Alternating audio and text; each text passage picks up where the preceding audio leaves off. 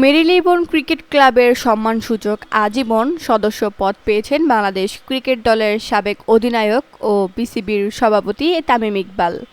রোববার Lords cricket গ্রাউন্ডের honours বোর্ডের সামনে তার হাতে একটি স্মারক তুলে দেওয়া হয়।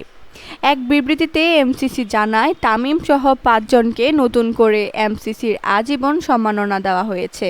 অন্য ৪ জন হলেন ভারতের চেতেশ্বর পূজারা, নিউজিল্যান্ডের ২ নারী ক্রিকেটার সুজি বেটস, সোফি ডেভেন ও অস্ট্রেলিয়ার সাবেক নারী ক্রিকেটার মেলানি জোন্স।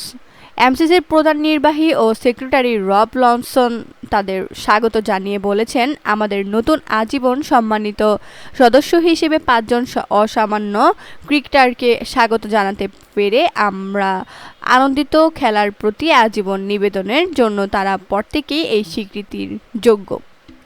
আগামী বছরগুলোতে এমসিসির সদস্য হিসেবে লর্ডসে তাদের স্বাগত জানাতে আমরা উন্মুখ হয়ে আছি। বাংলাদেশ থেকে প্রথম এমসিসির সদস্য পদ পেয়েছিলেন বিসিবির প্রয়াত সহসভাপতি রাইস উদ্দিন আহমেদ। এরপর ২০০৩ সালে সদস্য পদ পান বিসিবির সাবেক সভাপতি সাবের হোসেন চৌধুরী। ২০২৩ সালে এমসিসির আজীবন সদস্য পদ পান জাতীয় দলের আরেক সাবেক অধিনায়ক মাশরাফি বিন মুর্তজা।